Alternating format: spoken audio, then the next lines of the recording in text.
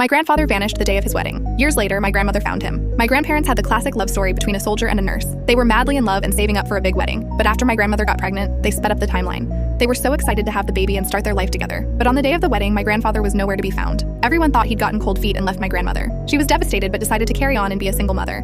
She had the baby, my mother, and kept working as a nurse. 3 years later, she started a job at a new hospital. She walked into a patient's room and it was my grandfather. She started sobbing and screaming, but he just looked at her like she was crazy.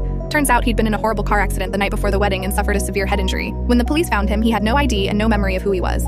He'd been in the hospital for long-term psychiatric care ever since. He didn't recognize my grandmother, but she said, "I'll make him remember." Every day she read him letters she wrote to him while he was in the service and sang the song that was supposed to be their first dance.